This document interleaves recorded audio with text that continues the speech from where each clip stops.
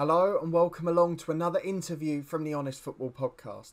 This week we speak to BBC Sport reporter Katie Shanahan about her love for football and her current work role. However, Katie's story is a little bit unique. As well as being a football fan and now working within sports media, Katie actually started as a budding professional hockey player. She started at a young age representing Team GB at almost every youth level before making it to the elite level. We discuss her time as an elite athlete, as well as the cruel way her career was ended at a young age by an unfortunate head trauma.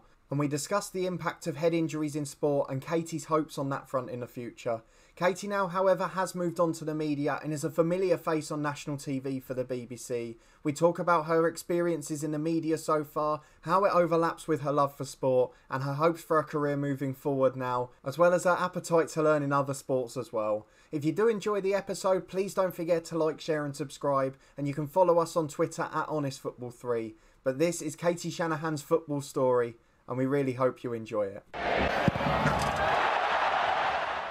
Okay, I'm delighted to be joined by Katie now, and we start as always, unfortunately, with a memory test. And for you, it's going to be a quite specific one. So your first sporting memory as a youngster, whether it be playing a sport, watching a sport on TV, what's the first thing you remember about a sport? Probably would be getting my first cap for England. I still remember pulling on the England jersey that morning, being so nervous. I was in Ireland and my parents had come over to Dublin to watch.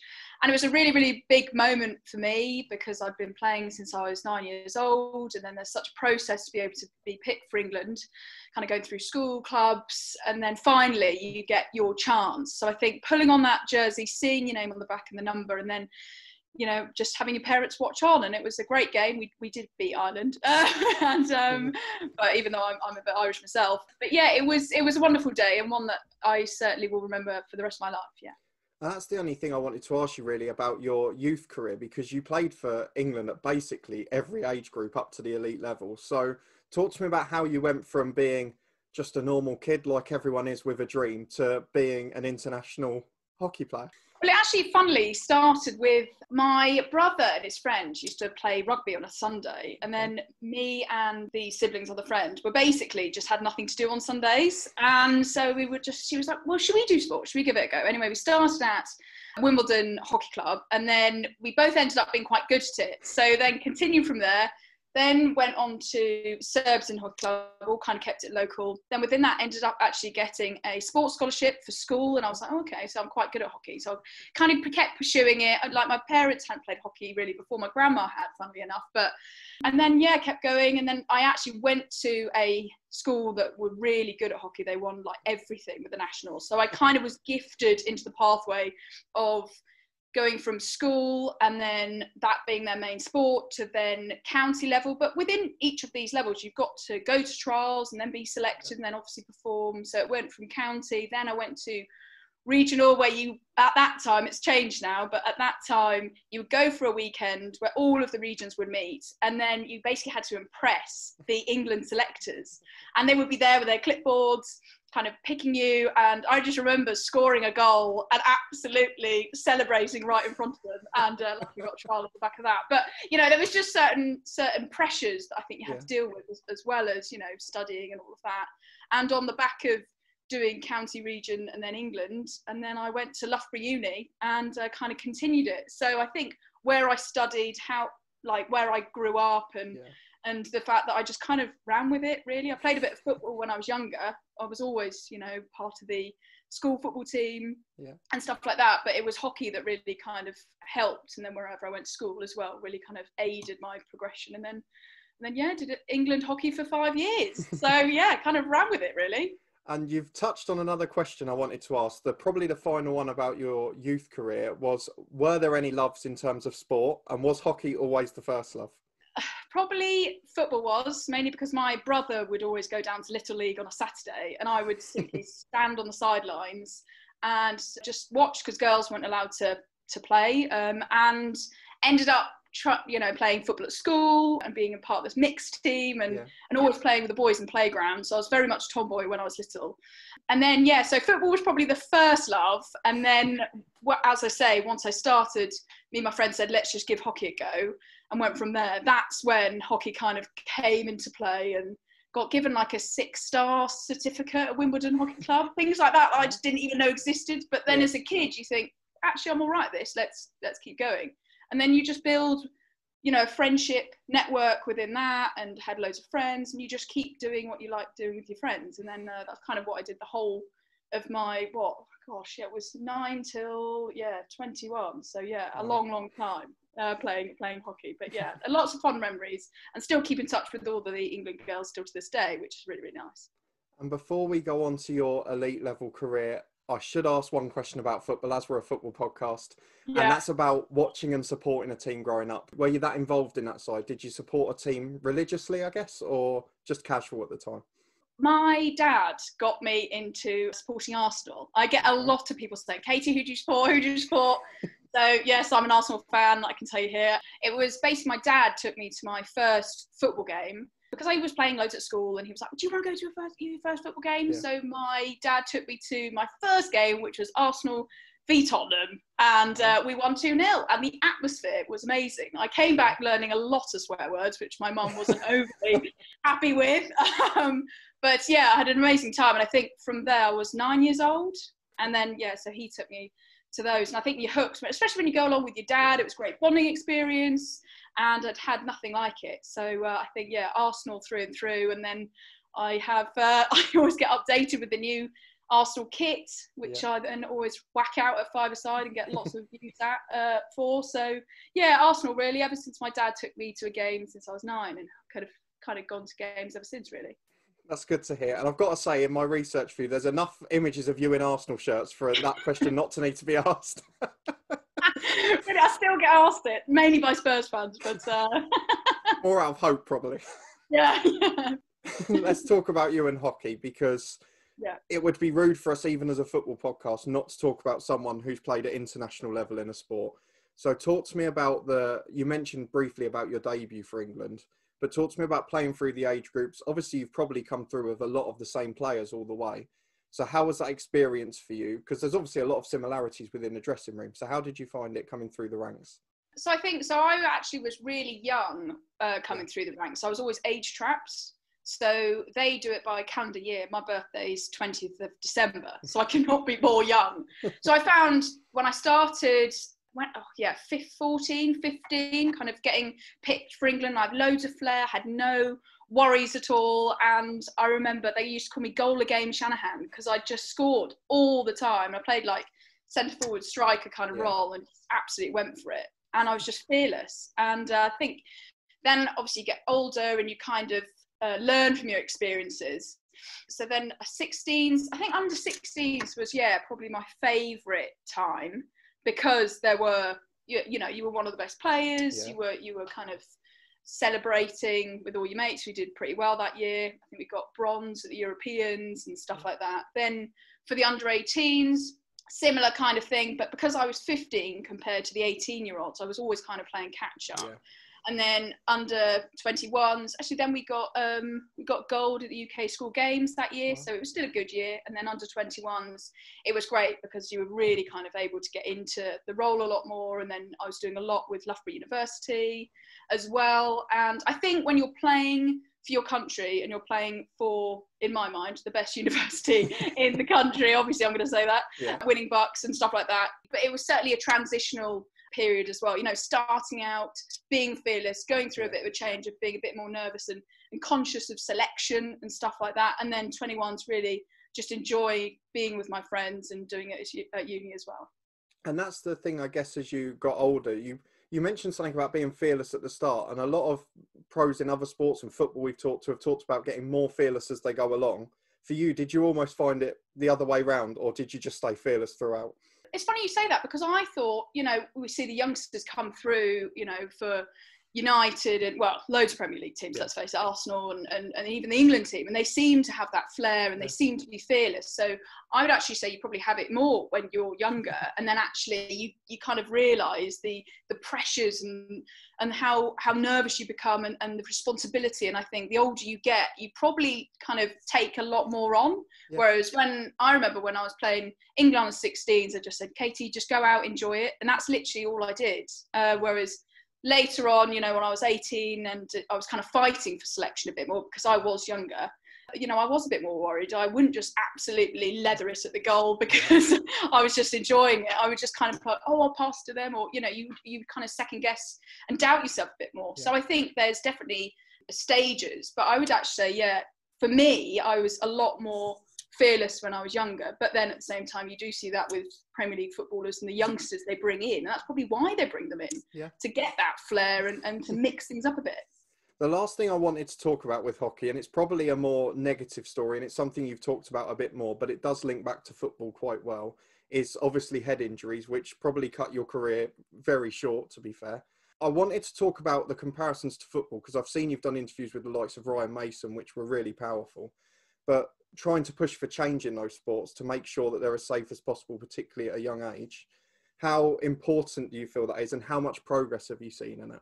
Really good question. It's something that I know Headway, the Brain Injury Association, are doing a really, really good job on. I'm like constantly in contact with them. But yeah, having had, for my background, just to kind of lay the picture here. So I was in a game, I must have been 21, something like that. Anyway, the girl reverse stick shot and it hit the blade of the stick, and I was probably like a yard away from her because I was pressurizing her, you see, and in the attack, and she was trying to clear it out of the D, and it smashed into my head, split my head open, and I just remember falling to the floor, lifting up my head, and it was like blood coming out my head like a tap. I lifted my head up, everyone screamed and ran away because obviously, well, it didn't help that it was the day after Halloween, but there was so much blood everywhere. And it just felt like I'd been shot point blank in the head. It was like a tiny hole. Yeah, so I remember just slowly walking over to the sideline, and everyone didn't know what to do. And the ambulance wasn't going to be there quick enough. So a parent took me to the hospital in their car, and I just had to wrap my head up in, like, I think it was T-shirts and bandages because we just needed to get to the hospital ASAP. And then anyway, they said, right, you've got to go straight into plastic surgery. At the time, we didn't realise what else had happened, so I'll get to that in a minute. Yeah. But I had to stay over in a hotel the night before, clearly had concussion. Like, whenever I put my head down, like, I'd get really dizzy, and because all the blood would go to the front of your head and all of that. So had plastic surgery the next day, and that was really weird. I was awake, and they basically had a nurse, her job was to hold my hand the whole time. She was wonderful. And then they basically put like a little square over your head, and then they just stitched me up, and it's I think it was lasers, because I could definitely smell burning like between my eyeballs. So yeah, and you're awake, so you're like, oh, I clearly don't want to move, I don't want to do anything, I don't want to lift my eyebrows just in case, you know, they kind of, because it's literally in the here. I covered it up with makeup so you can't really see it, and they also did an amazing job. So the fact that it was halfway across my face to then a tiny scar that you can barely see to this day was really good. And then after that, because the ball hit me so hard, and obviously a hockey ball is much harder than a cricket ball, so it hit me point blank with the head, and because the impact was so big, I don't know if you know, but your eyebrows are linked to the back of your neck, so it moved this, and all my facial bones went out of alignment because of the ball, and it meant that my whole face was kind of like wonky. So I had my eyes up here, and then I ended up going to the physio, and they said, Katie, you do know that your eyes are wonky. They're like completely out of alignment. And I thought, I've had plastic surgery, I'm on the road to recovery. I only found out that I had to have my face all realigned, and the impact had knocked all my spine out. And that's what had made my eyes move, because they linked your eyebrows, move it down and all that kind of stuff. And my makeup was going everywhere, and I just didn't know why. So I ended up having to have a kind of rehab on my spine and kind of weirdly face in a way for 6 months. And then once you kind of had all plastic surgery and, you know, all of this kind of treatment, you think, oh, gosh, you know what? I might just, well, I've never picked up a hockey stick since. They've said to me, you know, if you wanted to go back to playing, you should have done it straight away. And I think if I played, unfortunately, I think I'd still have flashbacks. It was really annoying because I just bought a new stick as well. So I was desperate to play with it. Yeah, it's actually like really gutting. Maybe one day I'll bring up, start again, but I'm still probably not in the right mindset just yet. But yeah, so it was a massive well, kind of ended my hockey career, as it were. But I don't like bringing it up too much to other hockey people. But at the same time, you know, going on to your question, I know it's a massive long-winded answer, but it's helped me kind of look at head injuries and how they are impacting sport. Ryan Mason being one of them. He had a collision with Gary Cahill when he was going up to head the ball, and actually Gary Cahill hit him in the side of the head, so it was more of a collision than actually heading the ball. Yeah. And then he had to have, you know, loads of screws in his head. He fractured his skull, and he doesn't play anymore. And it's really, really sad. And Ryan's a wonderful bloke. And now he's coaching, and really, really good to see that. But it does go to show that, you know, there is still a lot of work that needs to be done. Yes, you've got Dawn Astle that's doing great work with her foundation, but there's still a lot of research that needs to be done, and there's a lot of other projects I've kind of got in the pipeline, which I can reveal soon, not just yet. But yeah, and you know, Alex Danson, spoke to her recently about her concussion, and a lot of people don't know about concussion. They don't know the extension of the injuries, because it's quite complex. So there's still a lot of research that needs to be done, but there's also a lot going on behind the scenes to kind of make sure that athletes are protected going forward. I think the best thing we can say on it is probably over the last 2 or 3 years, it's no longer a taboo subject, which is probably the best thing that you can say for it moving forward. And on a slightly more positive note, doing the research for your interview has taught me more about science than I've learned since I left school. So there is one positive to come out of it. Okay, let's move back to football and slightly more positive news, which is obviously being an Arsenal fan. I know there's a big weekend coming up for you as we're recording this, but talk to me about your adult life as a football fan as we move into sort of your career change as well, which links to it, is you're now covering football too. So talk to me about how you got into media and your life as an Arsenal fan as an adult. Yeah, finished hockey career, as it were, and by that point, after Loughborough University, got my first job at Chelsea Football Club, which is really funny because in the interview I even said, they were like, do you support Chelsea? And I was like, no, I don't. I support Arsenal. Does that mean I don't get the job? You know, so, but it was mainly to see if I actually watch football, which I do, which is great. So yeah, I had a wonderful couple of years at Chelsea TV, the Chelsea Football Club's TV channel, then went on to work as a production coordinator across loads of different sports for Input Media, you know, World Cups, loads of Premier League events, loads of FA events, loads of different stuff. Anyway, then on the back of that, I was like, actually, you know what? I'd love to be a journalist or a reporter. I'd love to be part of the action, which I think all tied into being a former athlete. You want to be at the heart of everything that's going on, which probably linked to a striker as well. So quit my job and decided to go back and study, which I did, and ended up doing a master's in sports journalism at St Mary's University. And I then applied online for BBC Sport and Sky Sports News work experience. And on the back of that, ended up getting both and then freelancing for both. And recently, obviously, I've decided to go with BBC Sport, had loads of amazing times at Sky. And now I'm obviously at BBC Sport, where I'm basically living in Manchester and London. Obviously lockdown, I'm in London. This is my home in Wimbledon. And yeah, I've had an amazing time with BBC Sport, and obviously now present the sports news for them, as well as going out to loads of football games for 5 Live Sports, which is wonderful. And also, you know, creating original journalism and doing reporting on packages and stuff like that, like Ryan Mason's story that we've done. But in terms of kind of bringing it back to football, I've kind of, when I started at BBC, my time with them, straight away it was like, right, let's go to a football game. Wonderful. And then I actually got sent to a lot of Arsenal games. I think because the editor knew that I was an Arsenal fan. So I went to the Emirates a lot, and it was great just because I was there when Wenger was there. So I really got to speak to him quite a lot in the radio huddle, and sometimes those can be really close because you're all crammed in. And he was wonderful. So you kind of get really good access to, you know, Wenger, who I'm actually reading his autobiography at the moment. And so to be able to be there as a reporter, speaking to him, you know, for BBC London as well. So, you know, they were one of the top London clubs. It was a real privilege. And so from my time at covering all the London clubs, and then having worked at Chelsea, Arsenal, spent a lot of time with Tottenham, big fan of Maurizio Pochettino, really, really like Spurs as a club, which I know Arsenal fans think I'm mad at, but, you know, it's just, you can't fault a club, and when you get to know them properly, the managers and the people that run the club, you can't help but like them.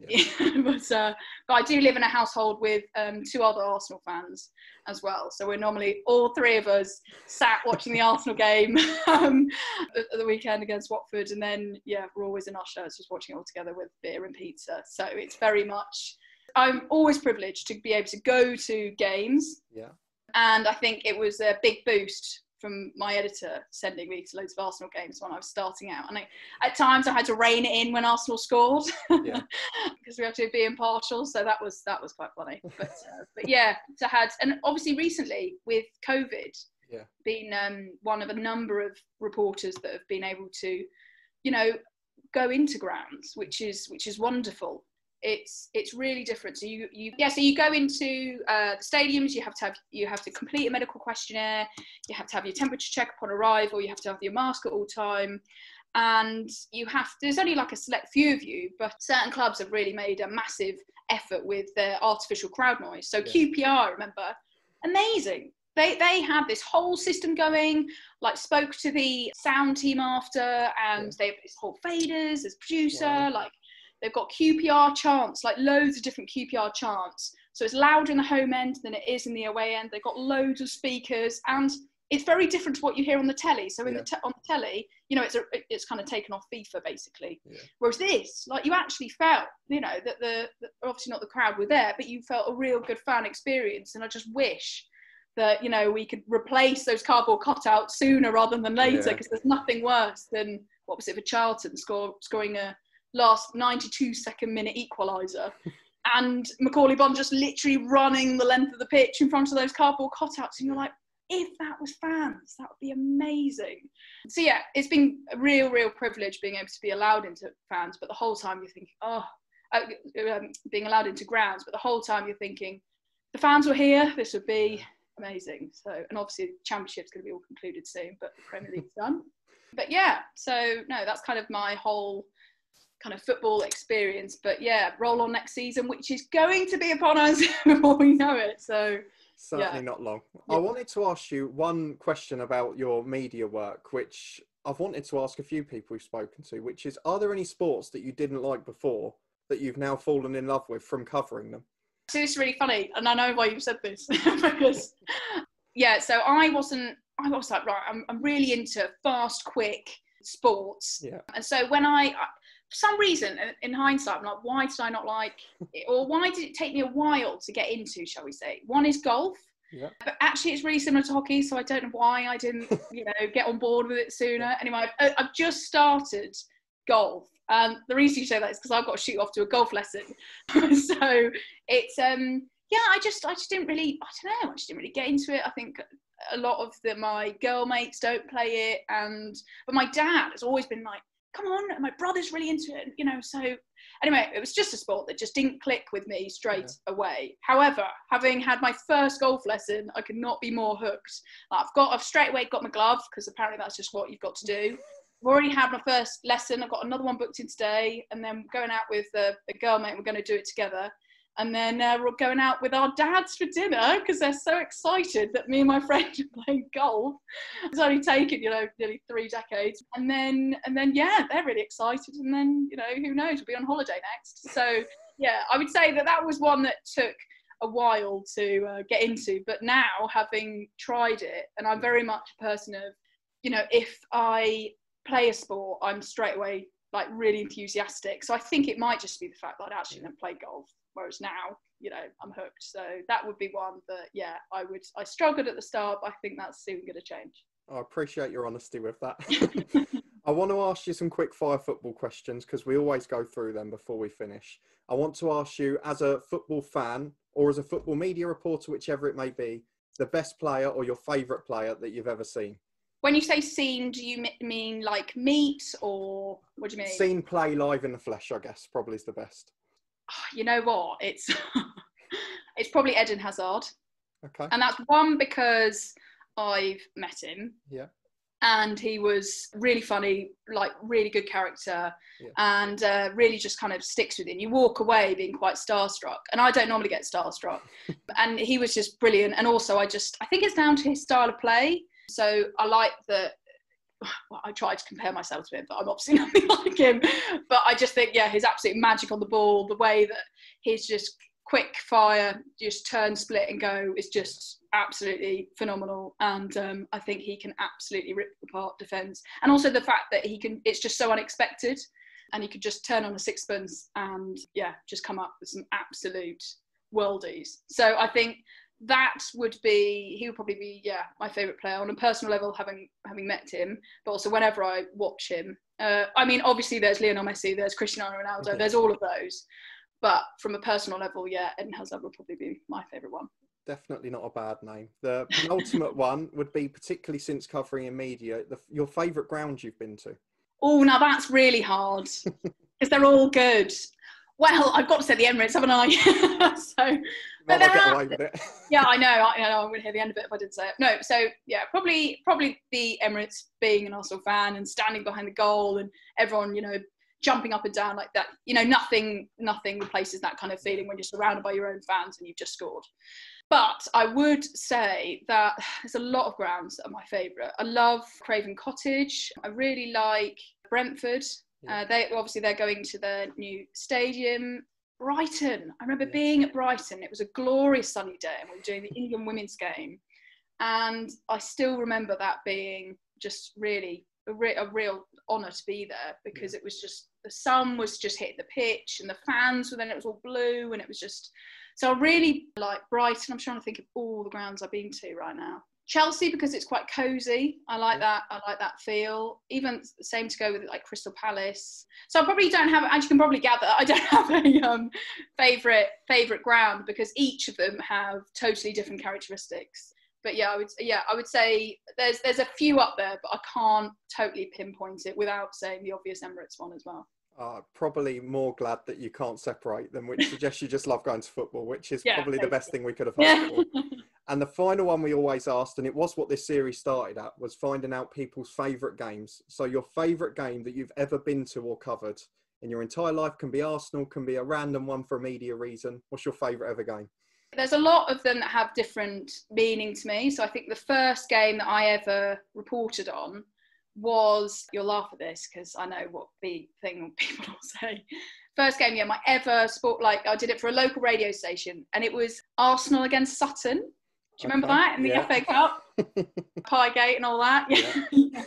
That was my first ever game that I did as a sports reporter. So it's, I've had amazing games with Champions Leagues and all of that. But in terms of personal value, I think, my first ever game as a sports reporter, I went along with a local radio station, had a wonderful time just with my little voice memos, and I remember the BBC were there and getting really excited, and it was just me on my Todd, and then BBC Sport were there with the FA Cup, and it was just magical, and I was just there just kind of doing my thing, and that was my first insight into sports reporting, as it were, and then it all kind of came out, didn't it, with Piegate, and then that kind of overshadowed the fact that Arsenal were there at Sutton, and it was like a local ground near me, and it was my favourite team, so it was kind of all special, and just kind of marked the start of this couple of year journey that I'm now in.